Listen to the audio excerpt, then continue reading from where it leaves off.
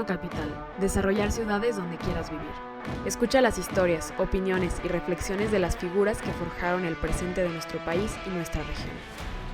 Este programa es presentado por Conjunto Empresarial Santa María, parque logístico industrial ubicado en el corredor automotriz más grande de Latinoamérica.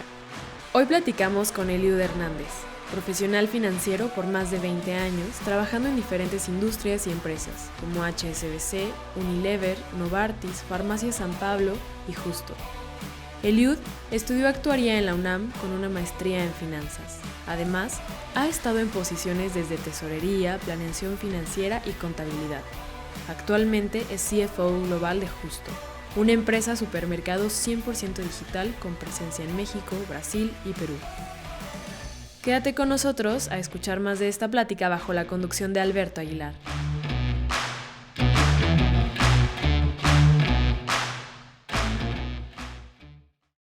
Eliud, ¿cómo estás? Hola, muy bien. ¿Y tú? También, qué gusto verte por acá, hombre. Y muchas gracias. Muchas gracias por la invitación. No, hombre, gracias por aceptar la misma invitación y bienvenido.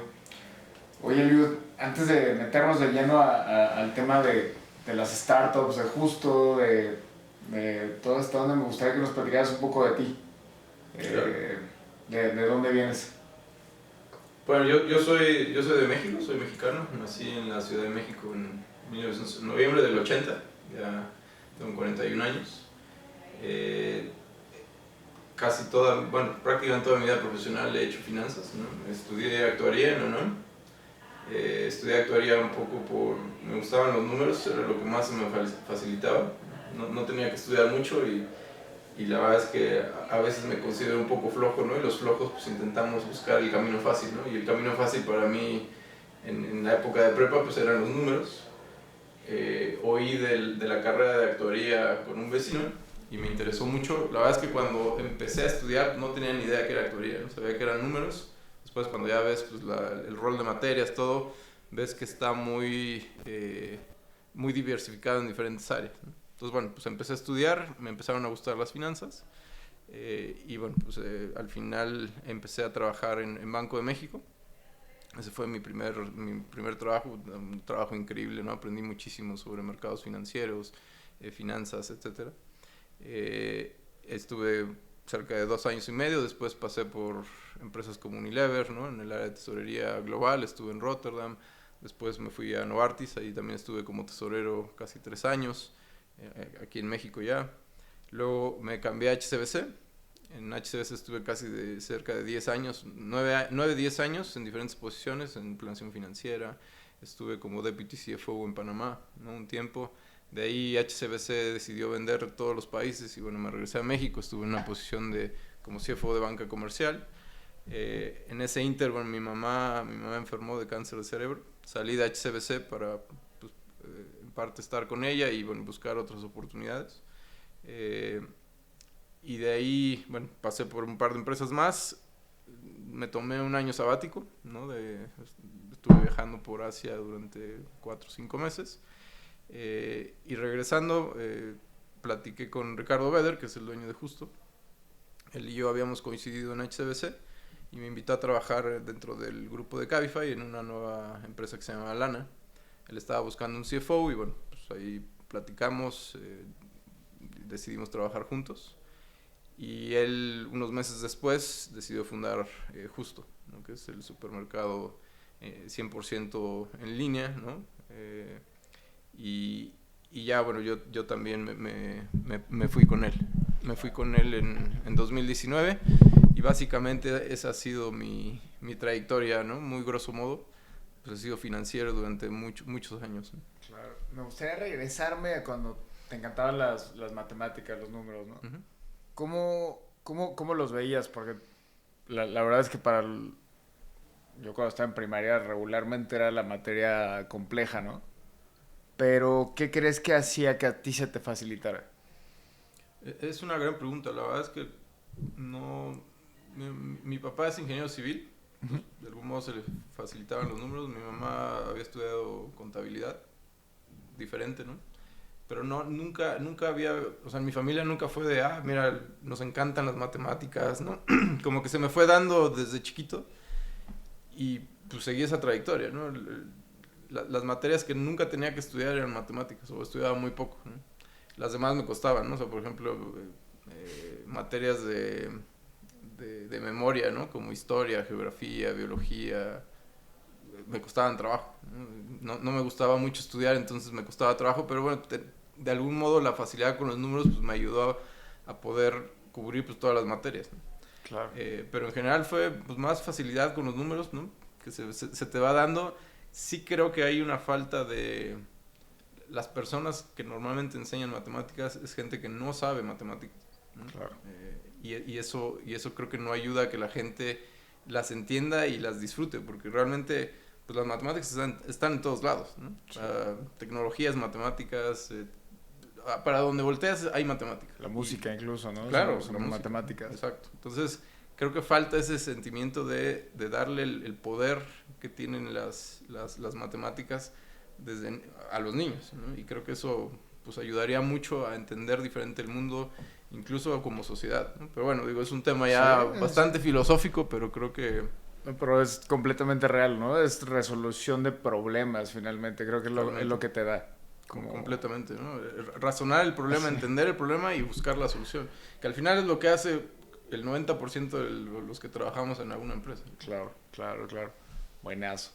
Oye, ¿y escoges actuaría entonces realmente porque se te facilitaba el tema con los números, Sí, ¿no? la verdad suena extraño, ¿no? Pero esa fue la principal razón. Yo estaba por estudiar también ingeniería industrial en el TEC de Monterrey. Ahí me daban una beca por tenis. También el deporte siempre ha sido parte de mi vida. Entonces como que siempre han estado ahí unidos, ¿no? Paralelos. Mi carrera de estudiante profesional con el deporte. Pero bueno, al final pasé en la UNAM. Mi papá había estudiado en la UNAM, entonces uno de mis sueños era estudiar en la UNAM. Me gustaba el equipo de fútbol, ¿no? De Pumas. O sea, como que había este tema místico con la UNAM desde chiquito. Y bueno, pues siempre mi sueño fue estudiar en la UNAM. Hice el examen, pasé y pues ya, ahí me quedé. Pero sí, fue amor a los números, básicamente. Claro. Oye, ¿y cómo se veía ese trabajo en el Banco de México? Porque, a ver, también entiendo que es hasta cierto punto aspiracional para alguien dedicado a los números trabajar en el Banco Mundial o en el Banco de México o en la Fed, ¿no? Totalmente. No, como platicábamos antes de que empezáramos, Banxico creo que fue de los trabajos que más disfruté por la importancia que tiene. Estábamos en esa área, cuidábamos las reservas internacionales, invirtiéndolas en diferentes divisas, diferentes derivados, etcétera. Y también hacíamos la cobertura de petróleo, que antes, en esos tiempos, en los 2000, era completamente confidencial. Solamente la Secretaría de Hacienda no sabía No sabía eso. de este programa. Digo, ahorita ya es público y se sabe, ¿no? Pero se cubre el precio de la... Uno de los temas es México depende de los ingresos del petróleo. Obviamente pues nuestra producción ha ido cayendo, pero es bien importante para los ingresos del país. Entonces lo que hacíamos en Banco de México es cubríamos el precio del petróleo, de la mezcla, que aunque no hay un mercado como tal, pues lo hacíamos con el WTI, que es el petróleo que se maneja en el NYMEX en Estados Unidos. Entonces hacíamos esa cobertura y gastábamos bastante dinero por cubrirlo. ¿Cuál era la ventaja? Que si por alguna razón el precio del petróleo se caía, pues con ese excedente por los derivados, pues con eso podíamos cubrir lo que se perdía de ingreso para el país. Entonces era un programa bien importante, pero que en ese entonces, bueno, pues se manejaba de manera muy confidencial, ¿no? Creo que es de las cosas que más disfruté, el saber que estás en un programa que solamente 5 personas en todo el país saben, ¿no? Y que es bien importante, porque estás ayudando a que los ingresos del país no se reduzcan de más, porque eso puede traer un problema, un déficit presupuestal y afectar a la población mexicana. Sí, prácticamente se maneja la estabilidad económica del país, ¿no? En cierta forma, sí, totalmente. Banxico es de las instituciones más importantes que tiene el país, ¿no? Es el que nos pone en orden financieramente en el país, ¿no? Y evita que pues se pueden tomar, ¿no? Incluso malas decisiones desde el gobierno, desde el ejecutivo, etcétera. Entonces, creo que es una gran labor la que hace Banco de México y aprendí muchísimo en ese lugar. Claro. Y después te metes al mundo corporativo, prácticamente, ¿no? En empresas tradicionales hasta cierto punto. Correcto. ¿Cómo se veía tu rol? No sé si entraste ya como CFO o entrabas en alguna otra posición, pero ¿cómo se veían esos roles? Claro. Pues mira, después de Banxico entré a trabajar a Unilever. En Unilever estuve en un programa. Unilever hizo, obviamente es una empresa, ¿no?, de top en el mundo, y ellos hicieron como un banco interno, ¿no?, con el que las tesorerías locales de cada país hacían pues las operaciones con ese banco interno. Okay. Y ese banco interno ya salía al mercado a hacer las operaciones de cobertura, lo que sea, ¿no? Entonces lo que hizo Unilever muy sabiamente fue eliminó todas las tesorerías locales de los países y creó tesorerías regionales. Entonces, la tesorería regional de LATAM estaba en Brasil, la de Europa estaba en Holanda, así. Entonces yo estuve casi un año y un poco más en Rotterdam aprendiendo cómo funcionaba la tesorería regional europea, la de Asia, la de África, porque LATAM era la última, pues digamos, la última implementación de esta tesorería.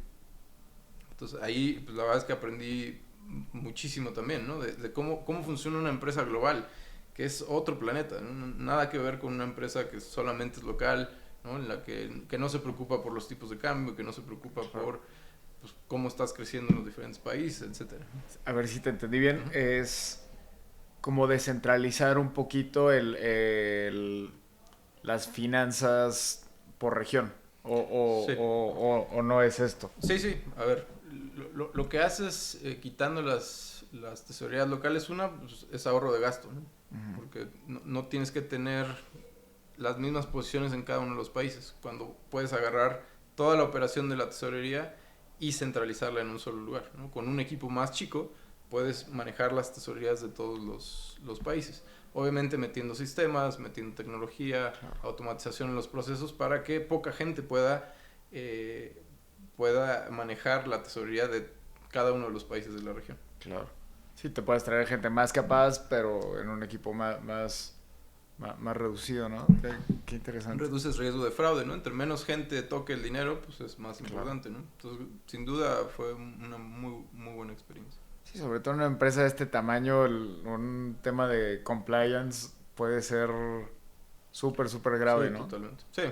Sí, que mira, realmente no importa el tamaño de la empresa, ¿no? Y eso es un poco lo que pasa en las startups. O sea, desde que inicias en una startup tienes que asegurarte que no tienes temas de fraude, ¿no? Que estás cuidando bien el dinero, que estás cuidando bien los procesos. Al final, claro, como financiero eres la primera línea de defensa de la empresa y tienes que cuidar los activos.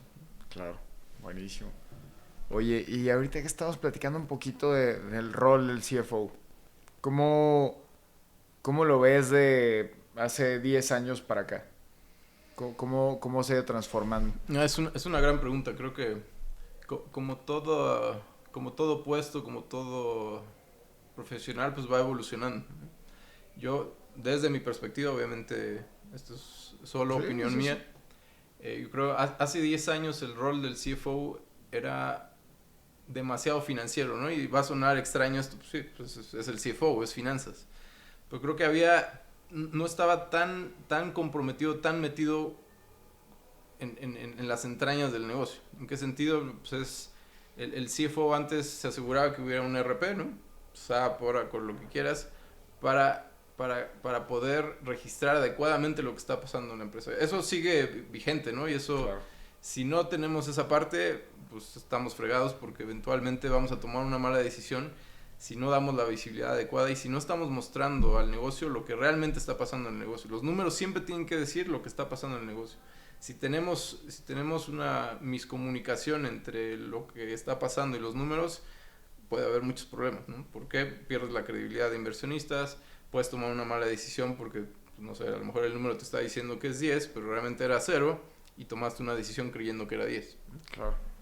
Entonces, lo que creo que ha pasado es que el rol del financiero, del CFO, cada día está más metido en las entrañas del negocio y eso ayuda a que las cosas pasen más rápido y que nos aseguremos que pasen, ¿no? Creo que uno de los principales roles míos dentro de justo es asegurarme que lleguemos a los números que estamos diciéndole a los inversionistas que vamos a llegar. Y no solo a los inversionistas, a nosotros mismos, porque eventualmente parte de de nuestra meta justamente es eventualmente volvernos rentables, seguir creciendo, etcétera. Y es bien importante la labor, ¿no?, como financieros que tenemos dentro de Justo para poder ayudar al negocio a lograr eso. Claro. Oye, ¿crees que este cambio se ha dado por toda la data que tenemos ahora? ¿O qué crees que ha obligado a ese cambio? Yo creo que son varias cosas. Una, claro, la data ayuda, pero también el hecho de que ahora existen muchísimo más forma de automatizar procesos, existen más sistemas que nos ayudan a que pasemos menos tiempo tratando de construir los números y que ese tiempo ahora lo utilicemos para analizar mejor los números, ¿no? Y poder justamente, no sé, si antes me tardaba 5 horas en el día para entender qué estaba pasando con los números y ver si estaban bien, ahorita con los diferentes sistemas que ya podemos utilizar, ya es mucho más fácil estar seguro que los números son correctos. Claro. Y que realmente el tiempo que queda lo podemos dedicar a estar con el negocio, a hacer análisis profundos de cosas que a lo mejor el negocio no está viendo, ¿no? Porque muchas veces los números dicen muchas cosas, pero hay que entrar en los números para entenderlos. No claro. Solamente es tener mucha data, ¿no? A veces tener data de más puede ser contraproducente, porque te da esta parálisis, le llaman data parálisis, que es, tienes tanta información que ya no sabes para dónde moverte, ¿no? Que es todo un tema ahorita con las industrias 4.0 y todo este rollo, ¿no? Como que un poco nos rebasó la tecnología en cuestiones de data, o ¿cómo lo lees tú? No creo que nos haya rebasado, al contrario. Yo creo más bien es como humanidad y como sociedad corporativa, ¿no? Si lo quieres ver así, seguimos aprendiendo a cómo manejar tanta data, ¿no? Claro. Creo que vamos por buen camino, sin embargo hay mucho todavía que hacer, y justamente para evitar este data parálisis, ¿no? Porque en serio ya existe demasiada data, ¿no? Justo tenemos data por todos lados y que tenemos que saber, ¿no?, analizar para poder accionar de manera adecuada y poder resolver los problemas que tengamos o poder llegar a las metas que tenemos. ¿Cómo se ve un proceso de escoger esta data que se va a analizar? No sé si me estoy explicando bien porque lo traigo nada más en la cabeza, pero ¿cómo me evito la data basura? ¿O es mejor tenerla? Hijo, es un tema complejo. Data basura siempre va a haber, ¿no? Y siempre ha habido. Y más bien creo que esa es la diferencia entre un buen financiero y un financiero, digamos, común y corriente, si le quieres llamar. Exacto. Que es identificar justamente cuál es la data que realmente sirve para poder alzar la mano y mostrarla de manera que todos los demás vean lo mismo que tú estás viendo. Esa parte es bien compleja, ¿no? Digo, sí. Suena un poco extraño, ¿no? Como lo dije, pero realmente parte de nuestra función es poder traducir lo que dicen los números a un lenguaje en el que todos entiendan, y no porque los demás no sepan números, no estoy hablando sobre eso, pero creo que si pones los números en un lenguaje en el que todos entendamos, es muchísimo más fácil la comunicación y el poder hacer equipo para poder resolver los problemas que tenemos enfrente. Sí, y que el rol lo pueda accionar, quien está jugando ese rol lo pueda accionar, ¿no? Claro, totalmente. Qué interesante, y ese tema de la data basura se me hace muy cañón porque a veces te quita mucho tiempo. Sí, totalmente, claro. Quita muchísimo tiempo, pero bueno. Ahora sí me gustaría entrar a Justo. ¿Cómo fue tu entrada a Justo?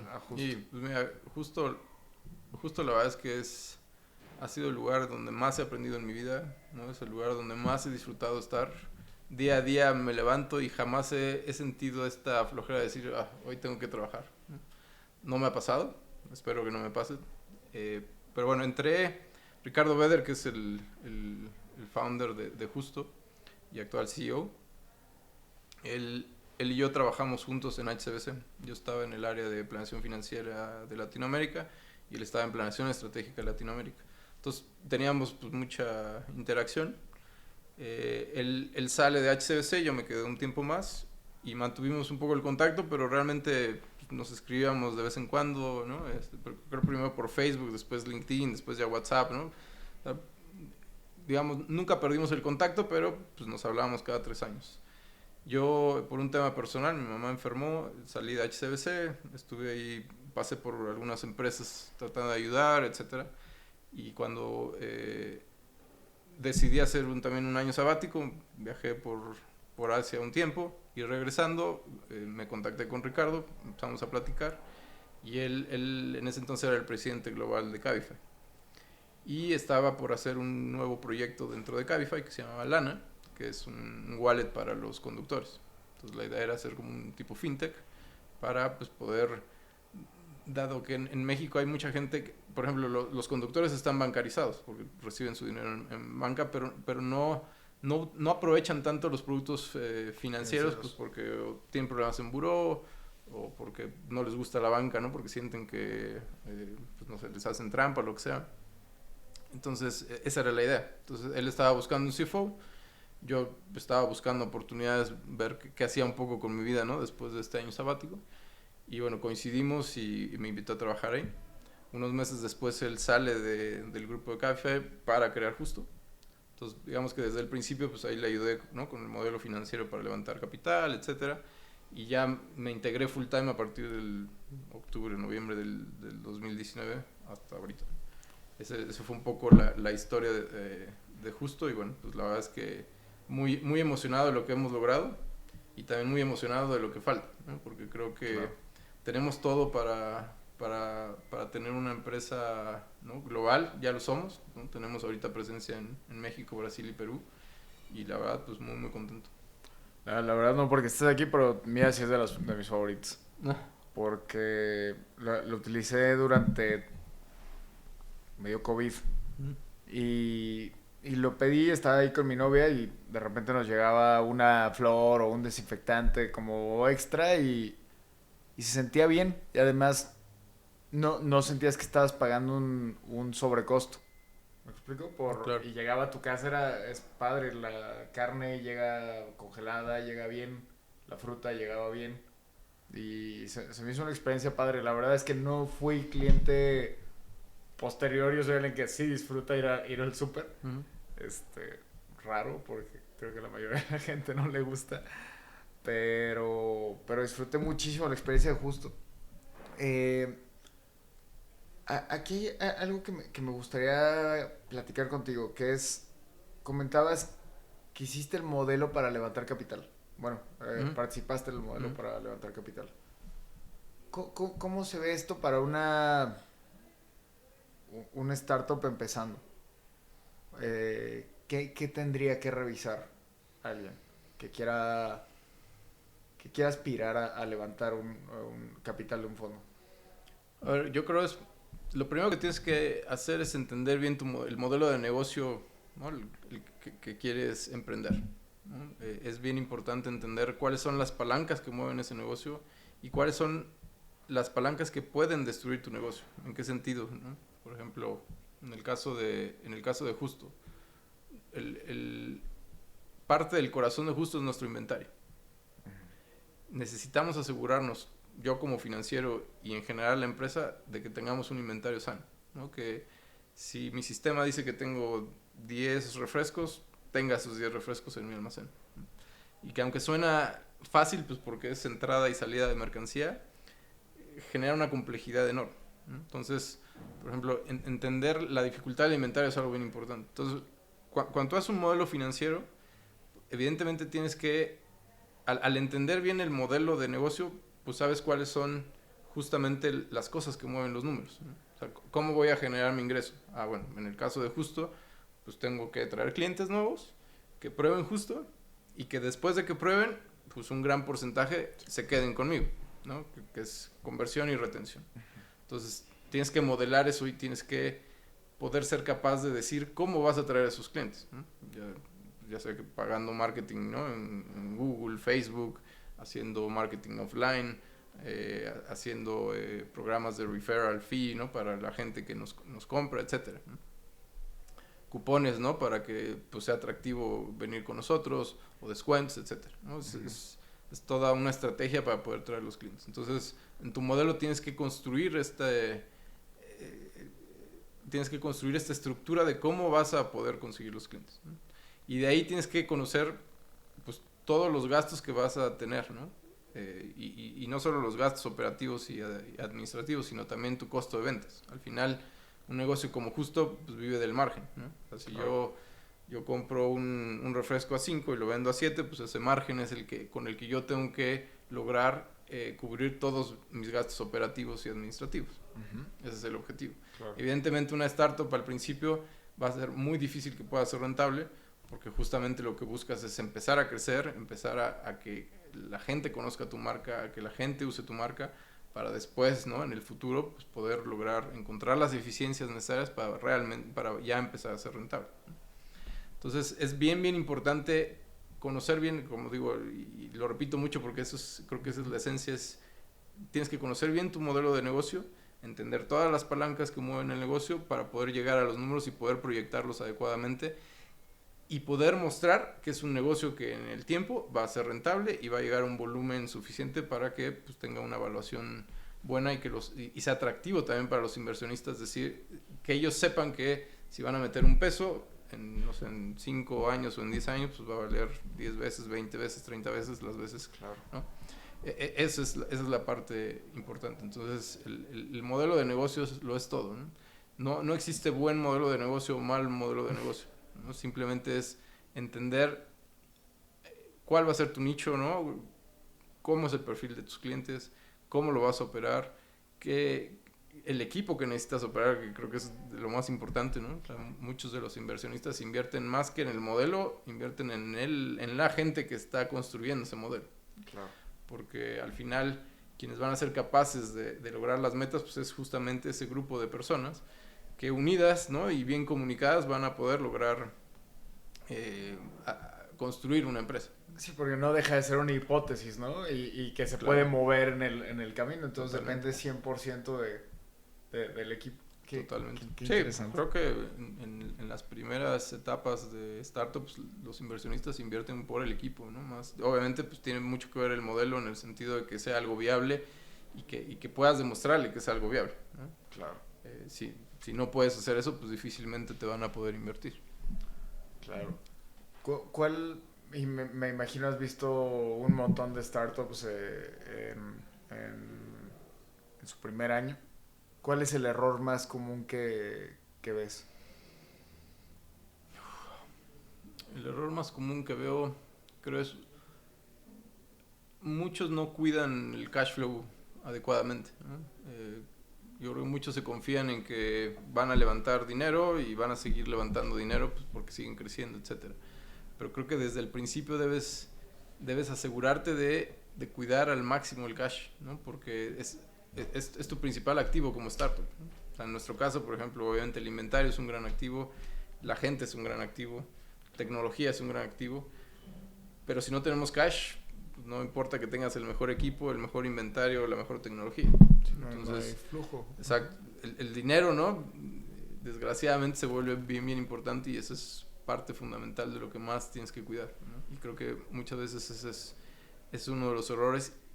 Y creo que uno de los errores también que cometen algunas empresas, y no necesariamente startups, ¿no? Sino en general, no tienen un área financiera sólida, ¿no? Porque para mí el financiero es la primera línea de defensa, como dije hace poco, de la empresa.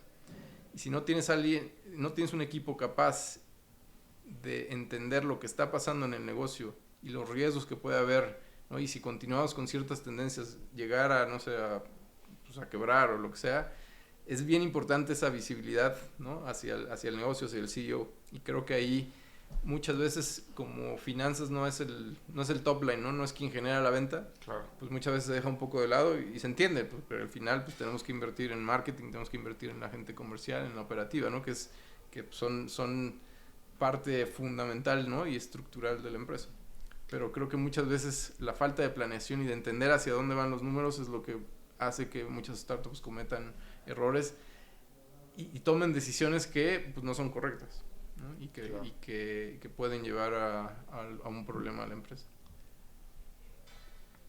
Y esta es mera opinión, ¿no? Pero claro. ¿Crees que en algún momento la tecnología ayuda a reducir el desperdicio de comida? Sí, sin duda, y lo está haciendo, ¿no? Creo que nosotros cada vez mejoramos más nuestros modelos de planeación de demanda. Entonces, cada vez compramos de más, ¿no? Si lo quieres llamar así, ¿no? Porque, pues evidentemente cuando no planeas bien y no tienes una buena planeación de la demanda, no sé, yo creo que me van a comprar 10,000 manzanas, pero resultó que solo me compraron 2,000, pues esos 8,000, ¿a dónde las venden? ¿No? Va a ser desperdicio. Claro. Entonces, entre mejor todas las empresas que somos, ¿no? de consumo, supermercados, mejoremos nuestra planeación de la demanda, vamos a disminuir esa merma. Y en casa, porque lo entiendo como negocio, pero particularmente en los hogares de los consumidores, ¿cómo le pueden hacer? Porque digo, en mi casa éramos 6 hijos y 2 papás, ¿no? Entonces éramos mucha gente, pero también se desperdiciaba mucho porque compras pues a discreción prácticamente, ¿no? Yo creo que, yo creo que se sigue desperdiciando mucho todavía en casa. Todavía nos falta esta conciencia colectiva de que los recursos que tenemos no son infinitos. Claro. Incluso el agua. O sea, el agua, estamos teniendo problemas de agua. Ve Monterrey, ¿no? Creo que se está volviendo muy sonado que no hay agua. En México sufrimos en muchas zonas de agua. Hay muchas ciudades que se planea que en 10 años se queden sin agua. Y todavía seguimos sin hacer nada. Claro. Entonces, imagínate con el agua, que es básica, pues lo demás pues, sigue, ¿no? Todavía no somos conscientes de la buena separación de la basura incluso, ¿no? Porque hay muchas cosas orgánicas que se pueden reciclar y si las juntamos, pues ahí empezamos a tener esos problemas. Entonces, creo que falta muchísimo y eso es un trabajo como sociedad, ¿no? Como empresa. Todos tenemos que trabajar en conjunto porque lo más triste, lo que más tristeza me va a dar va a ser justamente cuando empecemos a dejar de tener agua, ¿no? Y que escasee, ahí es donde vamos a querer arreglar las cosas y creo que va a ser bastante tarde. Sí. Entonces, sin duda, pues sí, ese es un tema bien complejo, ¿no? De hecho, como que ya vamos tarde, ¿no? Yo creo que vamos muy tarde. Sí. ¿No? Pero sí. bueno, no soy experto, pero sí creo que no hay todavía esta conciencia, ¿no? Como digo, colectiva de, oigan, tenemos que atacar los problemas que tenemos. Y es en parte, creo, pues porque todos estamos muy metidos en nuestro propio mundo. Que está bien, ¿no? Al final, si no ves por ti, ¿quién va a ver por ti? Pues creo que esta parte de egoísmo que tenemos como seres humanos, pues muchas veces nos ayuda justamente a temas como este. ¿Qué hacemos para lograr que todo el mundo, por ejemplo, ¿no? pueda comer, ¿no? Bien, ¿no? Porque aunque no sufrimos de hambruna, creo, como en siglos anteriores en la humanidad, sigue habiendo mucha gente, ¿no? Que no tiene acceso a buena comida, que no tiene acceso a agua, que no tiene acceso a, no sé con quién hablaba, pero todos nosotros que podemos comer 3 veces al día, que nos bañamos diario, ¿no? Que tenemos ropa suficiente, todo eso somos privilegiados. Hay billones de personas que no tienen acceso a eso, ¿no? Claro. Y muchas veces por el hecho de tener ese privilegio no nos damos cuenta que si nos juntamos y si nos unimos podemos cambiar el mundo para todas las personas. Que es muy difícil, Claro. a ver, somos 8,000 millones de personas en el planeta y muchas veces una empresa de 100 personas es muy difícil llevarla. Sí. Creo que también es muy complejo, ¿no? O sea, se dice fácil, tenemos que unirnos, sí, ¿y cómo le hacemos, no?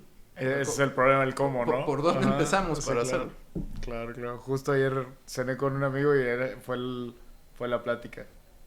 Pero pues sí puede ser hasta medio depresivo, ¿no? De repente. Porque... No, totalmente. No, si te pones a pensar solo en eso, pues te pones a llorar porque realmente no creo que vamos en la dirección adecuada desde mi punto de vista. Claro. Estamos demasiado concentrados en la generación de dinero como sociedad y creo que por ahí necesitamos empezar a cambiar ciertos switches para que no todo sea dinero, ¿no? Porque claro. si ves, ¿no? Por ejemplo, la crisis que tenemos ahorita financiera, mucho es provocada por la misma incertidumbre nuestra, ¿no? O sea, la gente se empieza a panicar, empiezan a vender activos por todos lados, todos los activos se caen, eso genera más incertidumbre, las empresas empiezan a correr gente. Claro. Creo que el peor momento para correr gente es cuando hay una crisis. La entiendo, ¿no? Porque pues, hay que dar los números, pero sin duda creo que ahí podemos hacer las cosas diferentes como sociedad. Sí, pudiera ser algo que se ve normal, pero no necesariamente es lo mejor, ¿no? Sí, correcto. Es que es lo que siempre hacemos, ¿no? Sí. Y un poco, digo, sé que este tema es controversial, pero es como la política. La política necesita un cambio completo. Claro. Y seguimos haciendo lo mismo. Voy a ir a votar y creemos que con votar se acabó, ya hicimos nuestra parte. Sí, es parte, ¿no? Como ciudadano que tenemos que hacer, pero no se queda ahí. Y tiene que haber cambios, ¿no? En la forma en que hacemos las cosas. Y nos cuesta mucho como seres humanos cambiar las cosas. Y nos pasa, o sea, tú como persona, ¿no? Individual, a veces, no sé, incluso hasta cambiar de trabajo dices, no, es que yo estoy a gusto donde estoy, Claro. ¿no? Conocer gente nueva. No nos gusta el cambio. Entonces imagínate cuando juntas a billones de personas tratando de cambiar algo, es muy complejo. Sí, y estar dispuestos a cubrir el costo del cambio, ¿no? Creo que también es todo un Totalmente. tema, porque Sí. tema de agua, a ver, ok, ahora vas a tener que administrar tu vida para vivir con el agua esencial. ¿Me explico? Entonces es como... Eso va a ser todo un reto enorme para todos. Sí, sí, sí, sí, sí. Ahorita tú abres el agua y sabes que hay agua. Sí, Imagínate cuando no. ¿Qué vas a hacer? sí, Va a cambiar mucho la vida cuando pase eso. La verdad es que sí, yo también lo creo. Oye, ¿cómo y hace rato lo comentamos un poquito, pero me gustaría tocar el tema aquí. ¿Cómo se validan regiones al crecer? No sé si esto funciona exactamente que en un modelo tradicional o está incluido en su modelo de negocios, porque me imagino hay muchas regiones aptas para que exista un justo, ¿no? Claro. O ciudades o como, Yo creo, como mira, se quiera ver. Pero... creo que casi cualquier país en Latinoamérica puede haber un justo. ¿Cómo lo validas? Es complejo, porque pues muchas veces tienes que hacerlo para ver si realmente... ¿no? Porque por ejemplo, nosotros empezamos en México y nuestra misión es ser el supermercado favorito de Latinoamérica. Eso significa que me tengo que expandir. Ajá. ¿Cuándo es el momento bueno para expandirse? Pues creo que o sea, no existe una receta, ¿no? O sea, hay empresas que prefieren que su propuesta de valor esté muy muy sólida en el país en donde empezaron, y cuando ya explotaron, entonces empiezan a crecer en otros lados. Esa es una forma de hacerlo. La otra es decir, bueno, ya sé que mi propuesta de valor tiene sentido y está jalando, ¿no? Y la gente la está adoptando, y de algún modo Latinoamérica pues coincidimos en muchas cosas, creo que hace sentido y nos expandimos. Entonces yo creo que depende mucho son muchas circunstancias las que te van a definir si te expandes ahorita, mañana o pasado mañana. Okay. Porque hay circunstancias, por ejemplo, ¿no? Ahorita con la crisis económica, financiera que estamos viviendo globalmente, seguramente va a haber más empresas que van a ser más cautelosas para expandirse, porque al final expandirse estás utilizando capital que puedes utilizar en donde estás. Claro. ¿No?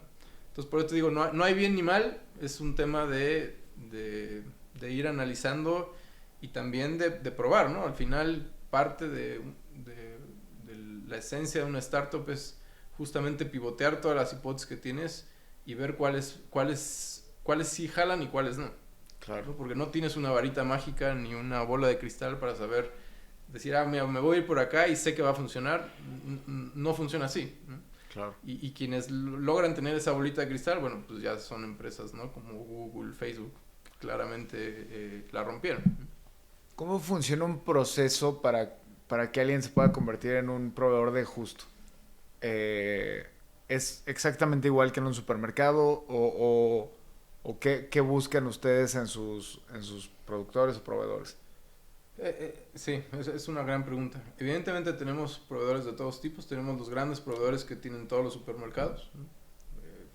Los que conocemos, ¿no? Uh-huh. que son grandes empresas y que evidentemente tenemos que comprarles. Pero nosotros nos preocupamos mucho también por tener muchos proveedores locales, ¿no? Tenemos grandes historias de proveedores que han ido creciendo junto con nosotros, ¿no? Claro. Que empezaron, no sé, uno que siempre se me viene a la mente es nuestro proveedor de queso Oaxaca, ¿no? Nuestro proveedor de queso Oaxaca, pues obviamente cuando empezamos vendíamos muy poquitos y tenía la capacidad de producirlos.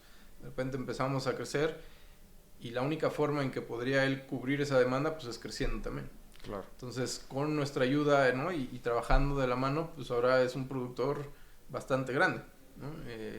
Entonces nos preocupamos mucho por tener estos proveedores locales y que crezcan con nosotros, ¿no? Y sobre todo darles las condiciones para que, o sea, para que no estén tan apretados, ¿no? No es lo mismo negociar las condiciones de pago con un CPG enorme, ¿no? Como Nestlé, como FEMSA, que con un proveedor local, ¿no? Entonces tratamos de tener mucho cuidado con eso porque al final pues, nuestros proveedores son parte integral de la empresa, ¿no? Claro. Si nuestro proveedor empieza a fallar, le vamos a fallar a nuestro cliente. Claro. Entonces, y justamente por eso ¿no? Nuestra empresa se llama Justo, porque queremos transformar la industria del consumo con prácticas más justas, y esto significa prácticas más justas para nuestros empleados, para nuestros clientes, ¿no? Para los proveedores. Y eso es parte básica de nuestra propuesta de valor, ¿no? No solamente la diferenciación en la calidad de nuestras frutas, verduras, carnes, pescados, sino la forma en que nos asociamos y trabajamos con nuestros proveedores y nuestros empleados, ¿no? Porque al final nuestros empleados son los que hacen el trabajo para que el cliente esté contento con el servicio y los productos de Justo. Sí, el repartidor es el que le va a sonreír o enojar. Son nuestra cara, ¿no? Claro. Y la verdad es que la gente está muy contenta con nuestros repartidores, ¿no? Sí, Es gente muy profesional, es gente que sabe la importancia de lo que están llevando, ¿no? a las casas de los clientes. Claro. Sí, que incluso se meten a la casa a veces a dejar el súper, ¿no? Exacto. Buenísimo. Oye, ¿y qué buscan en ellos? Por ejemplo, esta persona del queso Oaxaca, ¿qué veían en ellos? ¿Era sabor? ¿Era la capacidad de la empresa de poderles llevar? Sí, la calidad del producto es muy buena. O sea, si tú comparas un queso Oaxaca de Justo contra cualquier otro queso Oaxaca de cualquier otro supermercado... Solo tienen un queso Oaxaca. Es un queso Oaxaca. Ok. No, tenemos marcas un poco más comerciales. Ok. Pero este es un producto de marca Justo, ¿no? Es una marca propia, digamos, ¿no? Es como un white label. Pero la calidad de nuestro queso Oaxaca con los demás quesos Oaxacas, digamos, comerciales o que están en otros supermercados, nada que ver, ¿no? Y esa es parte de lo que buscamos, es justamente que nos diferencie la calidad de nuestros productos, que la gente tenga el efecto wow, ¿no? Claro. Y a mucha gente le gusta eso, ¿no? La calidad. Uno de los miedos más grandes que tiene la gente con el supermercado cuando lo haces en línea es que tú no lo estás escogiendo la calidad de los productos, ¿no? Claro. Pero realmente cuando te llega fruta y verdura, ¿no? O carnes y pescados de Justo, la calidad, créeme que es extremadamente buena comparada con otros. Es mejor que si la escogiera yo, ¿no? Que no la sé totalmente, claro. Sí, porque además nosotros tenemos cámaras especiales para tratar las frutas y verduras. Hay mucha menos gente la toca, ¿no? En un supermercado tradicional, los mismos clientes agarran y mayugan las frutas y verduras. Claro. En nuestro caso no. Hasta que tú la pides, alguien la va a agarrar y te la va a llevar a tu casa y no hay más contacto, y eso sin duda ayuda a que mejoren los periodos, ¿no? de duración de la fruta y la verdura. Claro. Oye, y en el tema de las predicciones, que era lo que hablábamos hace rato,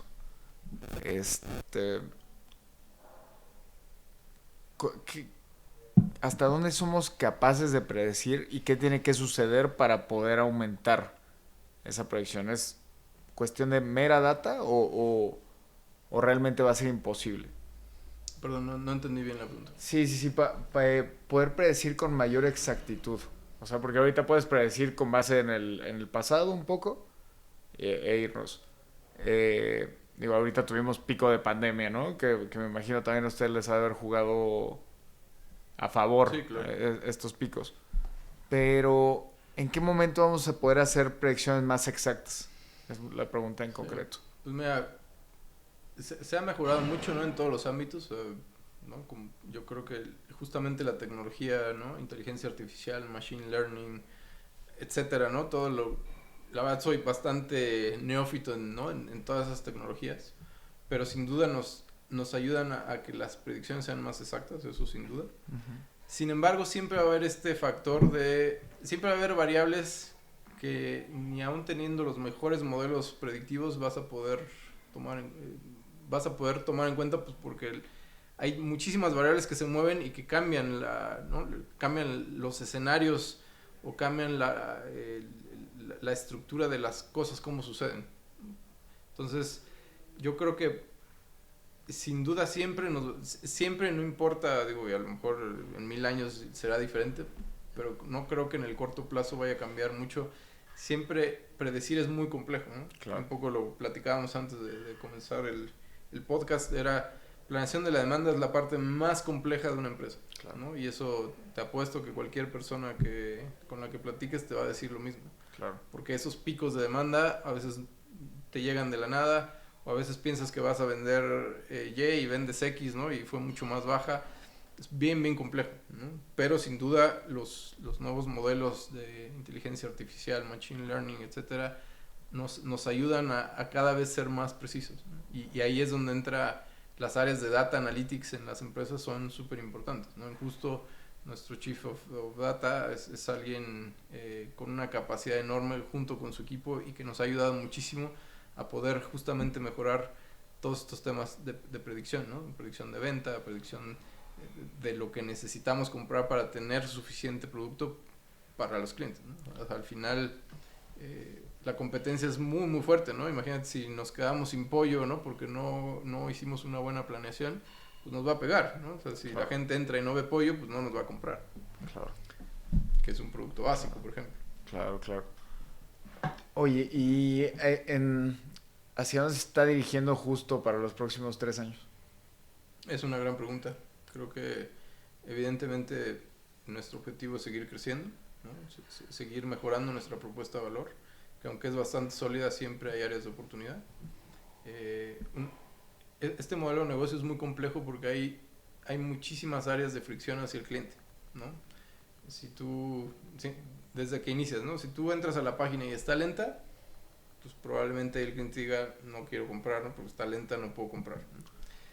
Si no encuentran lo que puede buscan, ser un nunca más vuelvo a comprar. Claro. Entonces es bien importante, ¿no? Ajá. Por ejemplo, si tú entras y buscas, como te decía, buscas pollo y no encuentras, pues ya no quieres comprar, ¿no? Si no encuentras lo que buscas, tienes un problema. Si no tienes el catálogo adecuado, ¿no? Porque evidentemente cada persona es un mundo diferente. Entonces tenemos que asegurarnos que cubramos la mayor cantidad de personas en cuanto a nuestro catálogo, ¿no? Esa es otra forma de fricción hacia el cliente. Si llegamos tarde, ¿no? Si tú pediste tu orden de 4 a 5 y llegamos a las 7, pues te vas a enojar, ¿no? Y vas a decir, ya no quiero comprar en justo. Claro. Si pediste unas manzanas y las manzanas llegaron podridas, otra fricción más. Entonces hay muchísimas cosas que tenemos que cuidar para que tú quedes contento con tu pedido, ¿no? Y eso es en lo que todos los justicieros están trabajando día y noche para poder lograrlo, ¿no? Creo que lo hemos hecho muy bien, pero pues siempre vamos a querer ser mejores, ¿no? En lo que hacemos. Y justamente pues lo que queremos es seguir creciendo, que cada vez más familias mexicanas, más personas, y no solo mexicanas, ¿no? Sino en Latinoamérica, pues consuman nuestro servicio y que sean felices haciendo el supermercado, ¿no? Justo, que sepan que les estamos cobrando lo justo, que tenemos la calidad adecuada y que no necesitan comprar en ningún otro lado más. Claro. Oye, y el tema cultural dentro de la empresa, y lo platicábamos ayer justamente con tu homólogo de Cargamos. A veces esta cultura organizacional está de adorno, ¿no? ¿Cómo están haciendo un justo para que todos, desde el director hasta los repartidores y los mandos medios, puedan vivirla? Claro. Mira, creo que algo que hemos hecho muy bien en Justo es todos tienen la camiseta demasiado puesta. O sea, realmente creo que cada persona en Justo entiende la importancia de lo que están haciendo. Cada uno de nosotros pues, aportamos con un granito, ¿no? Dentro de la organización. Y lo importante es cuando juntamos todos esos granitos, ¿qué es lo que logramos? Y creo que en ese sentido cada justiciero sabe y tiene muy claro que si no hace bien su trabajo y si no lo hace con las ganas adecuadas, con la motivación adecuada, podemos fallar como empresa y como equipo. Entonces creo que hay una cultura de mucha cooperación. O sea, jamás en justo vas a ver a alguien que te diga, uy, no, es que en eso no te puedo ayudar. Siempre buscamos la forma de resolver los problemas, porque problemas siempre hay miles, ¿no? Y muchas veces, desgraciadamente, gran parte del trabajo de muchas de las personas que estamos en una empresa es resolver problemas, ¿no? Porque tienes un proceso que sientes que funciona bien y de repente se rompe ese proceso. ¿Qué haces, no? Primero tienes que investigar qué está pasando, tienes que ver, y como hay áreas diferentes que pues, prácticamente todas trabajan, ¿no? De la mano de diferentes modos, lograr ese engranaje de las diferentes áreas es bien complejo. Claro. Entonces creo que en Justo hemos logrado esa cooperación, ¿no? Masiva, colectiva, nos ha ayudado muchísimo a poder llegar a donde hemos llegado, ¿no? Que no es fácil, realmente creo que si te dieran 10 oportunidades para crear el mismo negocio, ¿no? Como Justo, a lo mejor 9 veces vas a fallar porque es bien complejo. Claro. Y necesitamos estar bien conscientes todos de la importancia y el valor de cada una de las personas que están en Justo, y creo que para mí esa es la clave, ¿no? Y creo que es parte de lo que hay que resolver, ¿no? Cómo utilizar el que son personas a favor de la organización, porque digo, puede ser en contra porque, como tú dices, son engranes y a la hora de ser personas pues hay sentimientos, hay emociones que complican a veces que engranen las cosas, ¿no? Sí, totalmente. Un feedback, vamos a decirlo, cómo se recibe, cómo se da. Sí, claro. Y a ver, creo que algo que es bien importante y muchas veces dejamos de lado es, tú mismo lo acabas de decir, somos seres humanos. Sí. Y somos demasiado complejos. Porque cada persona es un mundo per se, ¿no? Tú tienes tus valores, tus ideales, tus ideas, todo, ¿no? Entonces, y además, tu camino de vida es muy diferente al de cualquier persona. Claro. Y eso hace que, aunque seamos seres humanos y coincidamos en que afortunadamente podemos comunicarnos, ¿no? Por escrito, verbalmente, etcétera, es difícil comunicarnos, no es fácil comunicarnos con tu pareja, no es fácil comunicarte con tu familia, con tus amigos, con la gente de trabajo. O sea, tenemos que manejar muchas cosas a la vez, ¿no? Porque tenemos que ir al trabajo y de algún modo no dejar de lado las cosas personales, porque no funciona así. Pero imagínate, no sé, que te estás divorciando o lo que sea, o separando a tu pareja, y aún así tienes que estar concentrado para rendir en tu trabajo. Entonces, claro, somos seres muy complejos. Y a veces queremos como ser, ¿no? Justamente separar trabajo personal, eso no se puede. Y en la medida en que los líderes entiendan eso, van a ser mejores líderes y van a entender cómo generar la mayor productividad en las personas, ¿no? Y que las personas cuando estén trabajando, porque al final lo que tú tienes que lograr es que cada persona que está en la empresa disfrute lo que está haciendo y sepa la importancia de lo que está haciendo, porque muchas veces sí, la gente solamente hace su trabajo y no tiene ni idea de qué, ¿no? de cómo funciona, de qué es lo que su trabajo, cómo su trabajo repercute en la empresa. Y esa creo que es una también de las grandes ventajas de las startups respecto a empresas más grandes. Tu span de control en una startup es mucho más grande que en una empresa grande. Claro. ¿No? ¿Por qué? Pues porque por lógica prácticamente. Sí, sí. Aquí en una startup, aunque yo sea financiero al inicio, ahorita creo que las áreas están muchísimo más ya ubicadas en lo que tienen que hacer, pero al principio no importa si eres financiero, yo tenía que ir a llevar pedidos al cliente, ¿no? Eso hace mucha diferencia en una startup, hace que la gente conozca muchísimo más rápido o fácil las entrañas del negocio y que sea más fácil resolver los problemas. Cuando tienes un monstruo muy grande, ya resolver el problema es muy difícil, porque de aquí a que primero tienes que identificar el problema ya se vuelve muy complejo, porque hay 10,000 personas que pueden meter manos dentro de ese problema. Claro. Entonces, es muy interesante, la verdad es que... Sí, y es mucho más rápido, ¿no? En una startup, en una de estas más como un barco contra un avión. Perdón, sí. Sí, el barco tarda mucho en poder dar la vuelta, ¿no? Totalmente. Sí, claro. ¿No? El tamaño es proporcional a la dificultad. Sí. Eso no quiere decir que sea más fácil, la verdad es que aún siendo pequeña hay muchas complejidades, ¿no? Son diferentes, pero justamente ahí es donde entra lo importante que es el equipo, ¿no? Claro. El equipo es quien va a resolver los problemas. ¿Y cómo cómo hacen este fit a la hora de contratar? ¿Cómo se ve un proceso de contratación en Justo?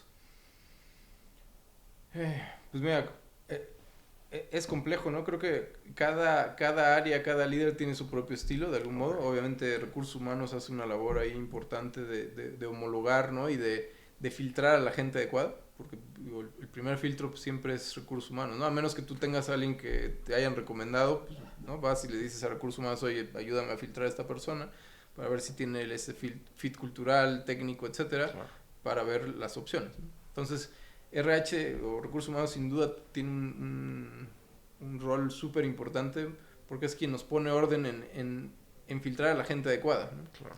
Porque muchas veces, a ver, es muy difícil contratar a alguien. Una entrevista, 2 entrevistas, 5 entrevistas no te van a decir realmente si esa persona es la persona ideal para el puesto. Tú, con la información que generas, es como tomas la decisión. Claro. Pero lo vas a saber hasta que la persona está ahí en el ruedo, ¿no? O sea, es claro, como un piloto de Fórmula 1. Yo puedo entrevistar a un piloto de Fórmula 1 y me puede decir todo lo que ha hecho y me puede decir que conoce perfectamente el volante y el coche, pero hasta que está en la presión, tiempos, ¿no? Exacto, hasta que está haciéndolo vas a saber si realmente es capaz. Y todos somos así, ¿no? El hecho de que yo, por ejemplo, no sé, si me voy a otra empresa y a lo mejor no hago ahí fit, no significa que en otra no lo vaya a hacer. Claro. ¿No? Hay muchas variables que determinan si una persona va a poder estar a la altura de lo que se necesita en una posición. Claro. Entonces creo que ahí pues es un trabajo entre recursos humanos y cada líder que necesita la posición de realmente asegurarse que esa persona y sobre todo darle toda la información a esta persona para que vea cuál es la cultura de Justo y cuál es la cultura de la empresa para ver que realmente le llame la atención y no solamente es porque necesito el trabajo y quiero hacerlo, ¿no? Claro. Ahí es un error para todos, para la persona, para la empresa, pues porque al final una persona que no haga ese fit, pues va a ser alguien que vas a tener que, ¿no? que sustituir con alguien más. Y puede hacer mucho daño a la gente que ya está dentro, ¿no? También es... Totalmente, ¿no? Y cada persona que entra a la empresa, o sea, una persona nueva que entra a la empresa, complejiza más la empresa. Claro. ¿No? Porque esa persona va a empezar a interactuar con más personas. Claro. Y cada interacción que se genera dentro de la empresa, pues la vuelve más compleja y mucho más difícil de poder resolver problemas, ¿no? Entonces, sí, es contradictorio, ¿no? Porque pues, necesitamos más gente. Claro. Necesitamos más gente porque conforme vas creciendo se generan nuevos procesos, nuevas actividades. Claro. Pero a la vez traer más gente se complejiza más. Entonces, ese equilibrio es muy, muy complejo, ¿no? Y es parte ¿no? de como líderes de Justo, pues tratar de que ese equilibrio siempre esté presente, porque es vital, ¿no? Para el funcionamiento de la empresa. Claro. Buenísimo, Eliud. Oye, me platicabas que te gusta el tenis. Sí, me encanta el tenis. Juego desde que tengo 7 años. La verdad es que el deporte siempre ha sido parte de mi vida. Juego un deporte también que se llama Ultimate Frisbee, que es como fútbol americano, pero con un frisbee. Vale. No es un deporte muy conocido todavía, pero ya lleva casi 30 años. Hay ligas profesionales ya en Estados Unidos. Por ejemplo, Colombia se ha vuelto una potencia mundial en Ultimate. Y bueno, pues ese deporte también llevo jugando más de 20 años. He tenido la oportunidad de poder ir a mundiales, llevo 6, 7 mundiales. Entonces se ha vuelto parte, ¿no? Como inherente ahí de mi vida el deporte y sobre todo el Ultimate. El tenis también, porque lo juego desde hace mucho, pero como que el Ultimate es el deporte que más he practicado en los últimos años. ¿Y qué se siente tener una representación mundial? Es increíble, la verdad. Mi sueño siempre fue ser deportista, ¿no? Desde chico. No pude por varias razones, pero es increíble. Esta adrenalina que sientes cuando estás jugando y representando a tu país es increíble. La verdad, pues mi sueño es poder seguir haciéndolo, ¿no? Digo, obviamente, pues ya la edad, ¿no? Te va mermando la capacidad física, pero bueno, pues mi idea es seguir haciendo deporte pues, toda mi vida y seguir compitiendo. Me encanta competir, creo que es, como te digo, esa adrenalina difícilmente se siente en otras cosas, ¿no? Solo cuando compites. Claro. ¿Y cómo te ha ayudado la disciplina deportiva o tal vez la sensación de competencia deportiva en tu carrera profesional? Muchísimo. Creo que dijiste una palabra clave, es disciplina. El deporte vuelve disciplinado. O sea, si tú quieres ser bueno en deporte, tienes que... Los días que menos quieres entrenar, tienes que entrenar, ¿no? Y tienes que ser constante y siempre estar mentalizado, tener metas, ¿no? Bien definidas y cómo vas a llegar a esas metas. Si ves, eso se traduce perfectamente en una empresa. Entonces creo que sin duda hay mucha similitud. Creo que uno de los aspectos muy importantes del deporte, cuando lo haces individual en equipo, porque a mí me gusta hacer tenis porque es individual, porque eso solo depende de mí, pero también me gusta jugar Ultimate porque depende de un equipo, ¿no? Y no solo depende de mí. Entonces son dos maneras diferentes de vivir el deporte y son dos deportes que te ayudan de diferente forma en tu vida diaria, ¿no? Y en tu vida profesional. Claro. Entonces creo que una de las cosas que más he aprendido con el deporte es justamente a guardar la calma cuando estás en el peor momento, ¿no?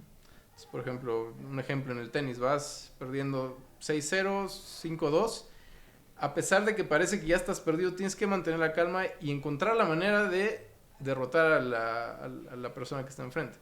Lo mismo pasa en una empresa.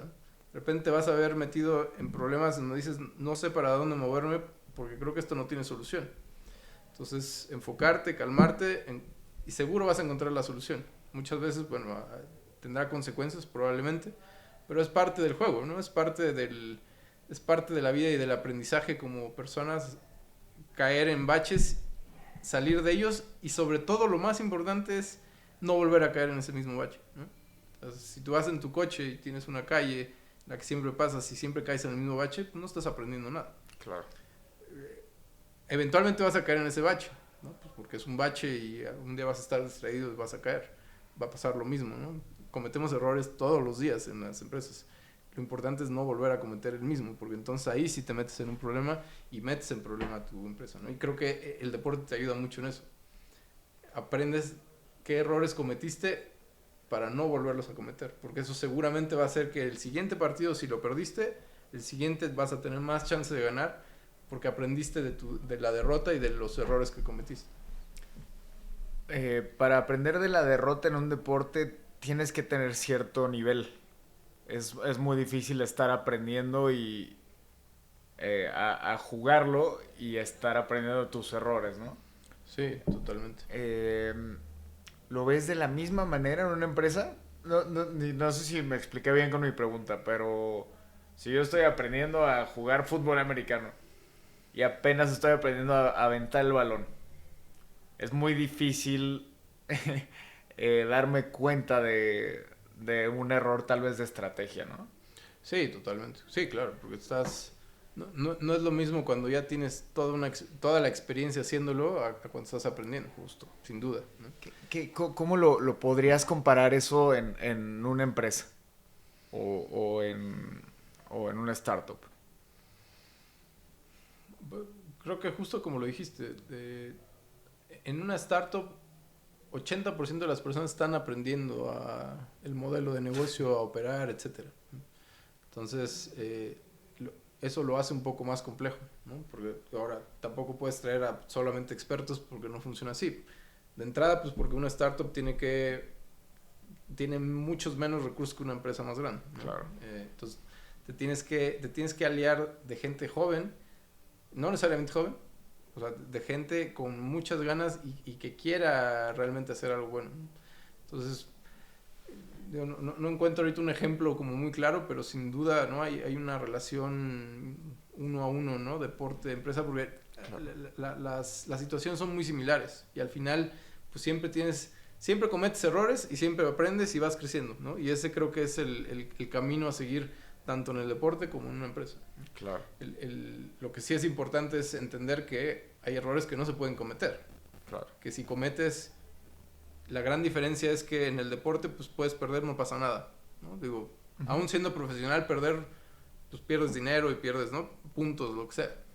Pero en una empresa cometer errores que no deberías cometer, sí pueden llevar a un gran problema a la empresa. Entonces, claro, ahí creo que es la diferencia principal. Entonces, tienes que ser muchísimo más consciente que un error dentro de la empresa es muchísimo más, puede tener muchísimo más consecuencias que tener un error jugando. Y que dependen familias tal vez de ahí, ¿no? Claro, la por lo presión menos que se en ese siente, momento claro. es buenísimo. La presión que se siente de tener miles de personas sabiendo que un error tuyo puede costarle el trabajo a todos ellos es complejo, no es tan, Claro.